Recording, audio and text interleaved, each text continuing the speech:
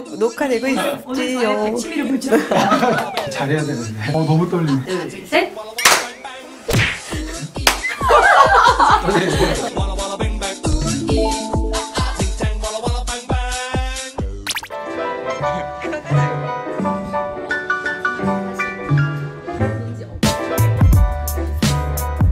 네, 안녕하세요. 온토리TV 민수정입니다. 네, 안녕하십니까. 고영상 변호사입니다. 네, 변호사님 반갑습니다. 반갑습니다.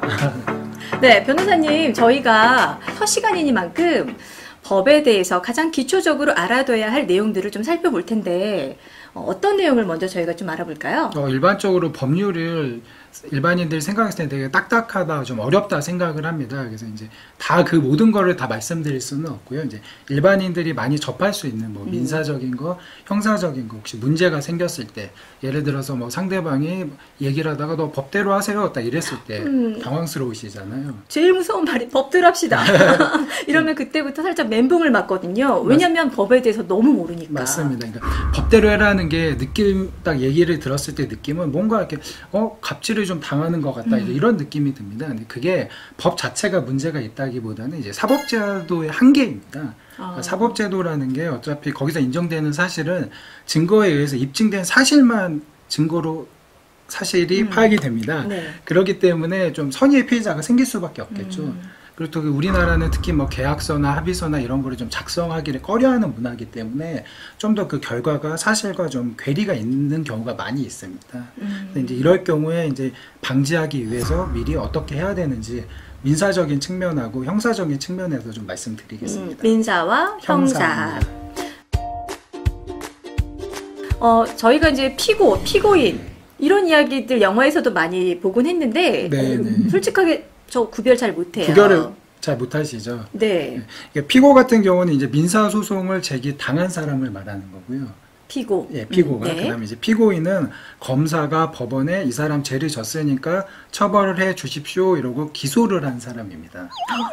좀 어려우신가요? 그러니까 예를 들어서 요즘 보면은 네. 뭐 민사 그 법정 드라마 같은 게 많이 하더라고요. 근데 거기서 보면 되게 잘생긴 변호사님하고 검사님이 나오셔가지고 형사 재판에서 상대방을 보고 얘기를 하는데 호칭을 피고라고 하더라고요.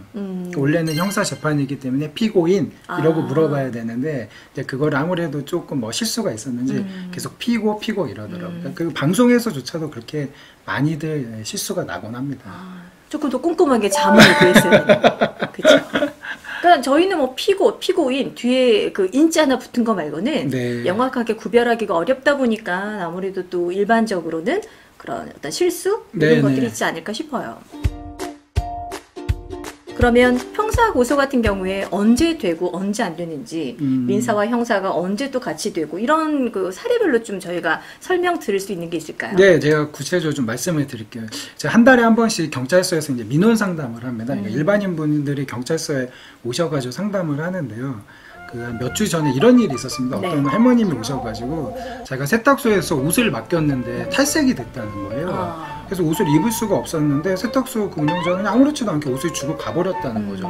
이제 이 할머님이 너무 억울하시니까 저희한테 와가지고는 사기죄로 고소하고 싶다 이렇게 얘기를 하신 거예요. 사기죄로 고소하고 고소를 싶다. 하겠다. 네, 고소가 될까요, 안 될까요? 이 이제 옷이 탈색된 걸 사기로 보니 안 보느냐인 것 같은데. 그렇죠. 네네.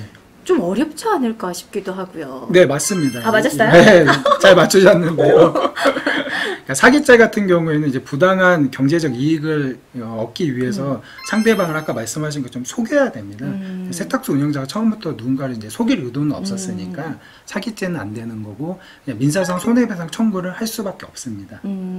이제 그런 경우에 형사소송이 아니라 민사소송으로 가는 것이고 그러면 저희가 민사소송인지 알았는데 뭐 형사로 갈 수 있는 이런 것도 혹시 그런 있나요? 경우도 있습니다. 예를 들어서 우리 민 선생님 누구한테 돈을 빌려줬는데 못 받는 경우가 아직 있으셨나요? 돈이 없어서 다행이십니다. 예를 들어서 돈을 빌려줬는데 돈을 뭐 아직까지 못 받았다. 이럴 경우에 사람들이 이제 어떻게 이거를 내가 권리 구제를 받을 것인가 고민을 하시잖아요. 근데 이 경우에는 케이스 바이 케이스로 사기죄로 고소가 가능하기도 하고 고소가 안 될 수도 있습니다.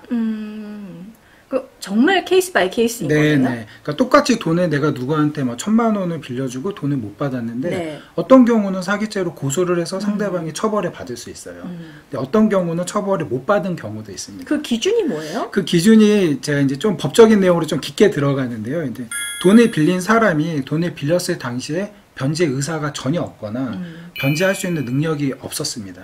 그럼에도 불구하고 그런 사실을 얘기하지 않고 돈을 빌렸을 때는 사기죄 성립이 돼요. 마치 갚을 수 있는 것처럼. 네네, 그렇죠. 근데 이제 반면에 내가 갚을 의사도 당연히 있었고, 그 다음에 내가 지금 사업을 잠깐 하다가 좀 어려웠어.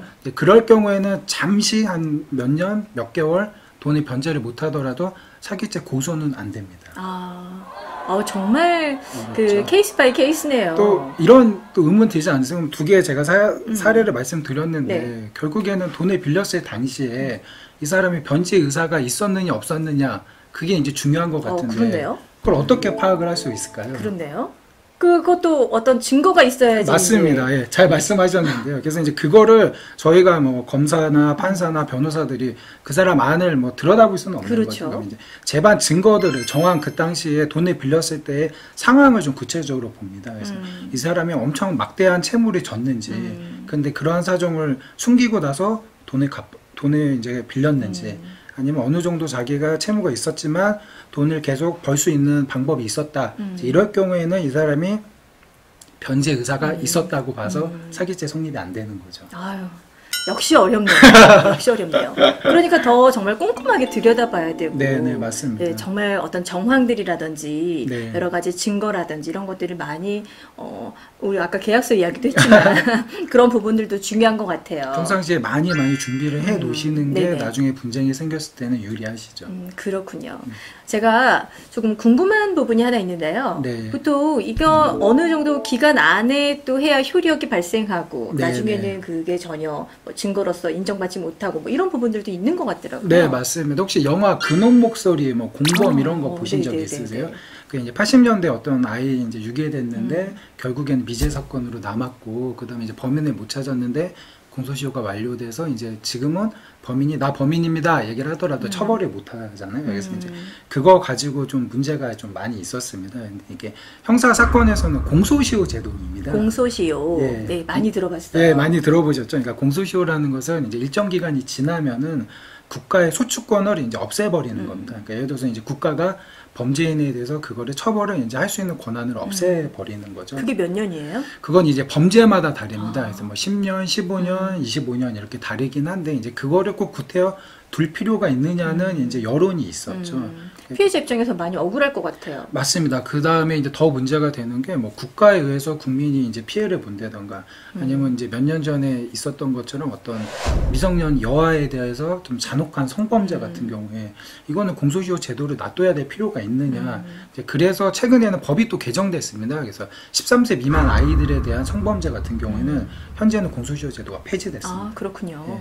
네, 그러면 공소시효 같은 경우에는 형사 쪽에만 해당이 되는 거고 민사 쪽에서는 다른 어떤 방법들이 없나요? 네, 그러니까 최근에 좀 저도 안타까웠던 게 미투 운동이 항상 열풍이었지 않습니까? 네네. 그래서 이제 수십 년 전부터 제가 피해를 본 분들이 이제 되게 용기를 내서 법률사무소 변호사를 찾아서 이제 연락을 해오신 분들이 많으세요. 내가 이렇게 당했는데 지금이라도 뭐 그 사람을 처벌받고 싶다 아니면 경제적으로 내가 좀 보상을 받고 싶다. 근데 아까 말씀하신 것처럼 공소시효 제도 때문에 형사 고소는 안 됩니다. 그럼 이제 그분들이 그럼 저 손해배상 청구를 하고 싶어요 이렇게도 말씀을 하시는데 네네.